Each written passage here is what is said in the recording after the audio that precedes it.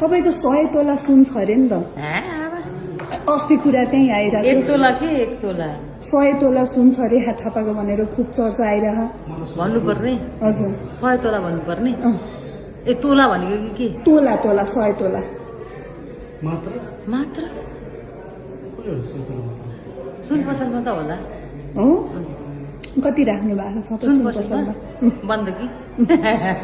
छैन यार जिस्केको नि 1 तोला छ भने कि लाज हुन्छ भन्यो अनि त्यसपछि 100 तोला भन्नेको ए ओके ओके ओके ओके यो यहाँ चाहिँ ओम लेखेको छ अनि नेपालको झन्डा छ अनि त्यसपछि एकदमै डिजाइन पनि एकदमै राम्रो छ के फरक मैले के रे यो यस्तो खालको चन्द्रमा चाहिँ मैले कसैले लाएको प्राय देखाएको छैन फर्स्ट टाइम नै लाएको देखेँ रेखादीको के हो यस्तो डिजाइनको पछाडिको रहस्य के हो एकदमै होइन अब नेपाल जसलाई पनि माया लाग्छ नि अफकोर्स नेपालको झन्डा रातको झन्डा बोकेर हिँड्न त सकिँदैन जति तर शिरमा त बोकेर हिँड्न सकिन्छ चन्द्रमा अनि मयूर त्यो चाहिँ मलाई एकदम मन पर्यो तिमीलाई थाहा छ म जहिले पनि क्लिप्स लाएर हिँडिरहेको हुन्छु याद छ वैभवीको चोरेर लगाइरहेको छु वैभवीले यो मेरो मुवा भन्छ होइन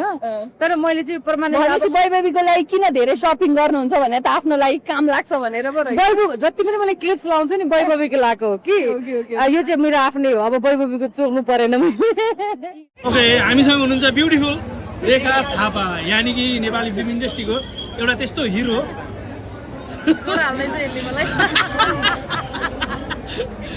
ओके म तपाईँलाई दुईटा प्रश्न गर्छु ल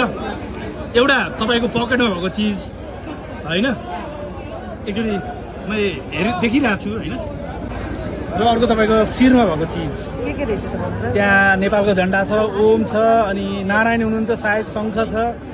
के छ तपाईँले भनिदिनु होला त्यहाँदेखि दर्शकबिन देख्न सक्नुहुन्छ लकेटमा कोही विशेष व्यक्तित्व हुनुहुन्छ निम करोली बाबा र माथि उहाँको विशेषता आज यो झिक्दिनु न एकचोटि हातमा गाडीको चाबी राख्नु भएको रहेछ निम करोली बाबा र अगाडि यतापट्टि अघि नै आएको म हनुमानजीको कुन अवतार छ ओके यो त पञ्चमुख होला मेरो शिरमा नेपालको झन्डा कतिको तपाईँले यो उहाँको निम करोली बाबाको लोगो राख्नु भएको फोटो राख्नु भएको जन्मदेखि नै हो जन्मदेखि नै हो है हजुर पनि हँसाइन्छ हो कि साँच्चै यो माथिको चाहिँ यो नेपालको झन्डा र के अरे चन्द्रमा अनि मयूरको प्वाँ सुनकै हो कति छ सुन तपाईँसँग जम्मा 18,000 19,000 ए 19,000 को सुन ओके सुनभन्दा कम छैन हराएमा डर छ ए वाह रेखा थापाजीको नङ कति राम्रो वैभवीले लगाइदिएको मलाई ए वैभवीले लगाइदियो ओके निम करोली बाबाको आश्रम कहिले जानु भएको थियो तपाईँ वैभवलाई लिएर गएको थिएँ ऊ एकदमै भक्तिभावमा तल्लीन छ मेरो छोरी अनि मैले एउटा प्लान पर्छ भनेर लिएर गएको है एकदम राम्रो भयो त्यस पश्चात त्यहाँ पुगे पश्चात ब्लेसिङ है एकदमै राम्रो त्यहाँ गएपछि एक चिज छोडेँ नि मैले पत्ता लगाउला कि छोडेँ त्यही चिज रेखा थापाजीको छोरी वैभवीको आज हामी तस्बिर एक्सक्लुसिभ रूपमा फर्स्ट टाइम मिडियामा पुरै अनुहार सहित हामी देखाउँदैछौँ देखियो त हेर न के भयो त वाह यो पोस्ट गर्न मिल्छ नि होइन यो त लोगो हो छोरीको फोटो देखाइदिनु न यो मै हो यो तपाईँ नि हो छोरीको फोटो देखाइदिनु न आज देखाइदिनु न प्लिज डाइरेक्टर रेखा थापा भइसक्नु भएको कति वर्ष भयो हिम्मतवाली भने 2000 कतिमा थियो हिम्मतवाली मलाई थाहै भएन बिर्सेँ मैले तपाईँलाई सोध्दैछु तपाईँको कुरा 2000 भूकम्पभन्दा अगाडि थियो है भूकम्प कति सालमा आएको थियो अस्ति 70 हो ल 72 सालको 71 होला 71 ल एकछिन न 72 सालको कति कति गएको थियो त कुन महिना कति गयो वैशाख 12 गते चिटिङ ओके ल त्यसमै अर्को प्रश्न त्यति बेला भुइँचालो जाँदाखेरि नि भर्खरै मात्र कुन फिल्म चलेको थियो अनि उत्रियो रेशम फिलिली यस राइट के दियो उपहार देऊ न मोबाइल देऊ न मोबाइल के कसरी खिच्नु खतरा मेमोरी रहेछ है तपाईँको ट्यालेन्ट छु नि घमण्ड गर्दिन र पत्ता मेमोरी क्विन हुनुहुँदो रहेछ ए हाम्रो माया भनेको यस्तै बेलाको हिरोको बेग्लै लिनु ओके सँगै आइदिनु न कता बेग्लै लिनु होइन नि बेग्लै हो हो र म हिरोइन होइन नि त उसको डाइरेक्टर त्यही त डाइरेक्टरले हिरोलाई झन् साथमा राखिदिनु भने कति राम्रो होइन दिल श्रेष्ठजी Sorry.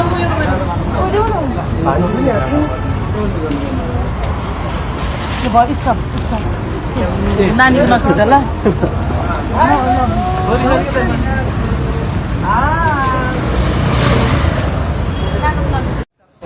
भोला त जहिले पनि भोला स्टिल छु भोला त खाइन्छ अब सरी मन पराइन्छ फेरि यो भोला भनेको नि माई गड पाइदिइहाल्ला प्लिज काट ल बोला पाएपछि सुजन सर तिमीलाई थाहा छ मैले अमेरिकाबाट फोटो खिच्न मैले अमेरिकाबाट नि के भनेको सुजन तिमी आउट भइसक्यो किनकि मैले भोला पाइसकेँ भनेको सोध न हो कि सुजन मैले भनेको हो किन भन न अनि ल रोले मसँग हुनुहुन्छ रणवीर सिंह युवा चौला गाई एकदमै राम्रो सिङ्गर मलाई एकदम मनपर्ने सिङ्गर यति राम्रो स्वर छ जादुमय स्वर अनि उसलाई हिरो पनि बन्नु भनेको मानेन ऊ मेरो एकदमै मिल्ने साथी पनि हो युवराज राजा धेरै वर्ष कति वर्ष भयो हामी भेट्न भएको धेरै भएन बाहिर बाहिर जाने क्रम बढिरह्यो अनि हाम्रो कम्युनिकेसन हाम्रो क्लासजना पुरै हुन छोड्यो आज मलाई फेभरेट गीत सुनाइदिउँ नि त दर्शकहरूको लागि मेरो पेजको दर्शकहरूलाई तिमीलाई के तिमी साथमा हुँदा नि मजा लाग्छ मलाई तिम्रो यादमा रुँदा नि मजा लाग्छ मलाई तिमी साथमा हुँदा नि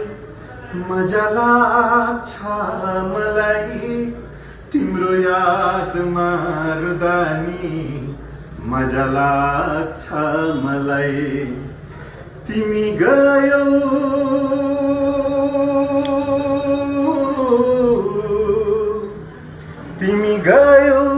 म देखि टाढा तिम्रो तस्बिर छ मेरो सिरानीमा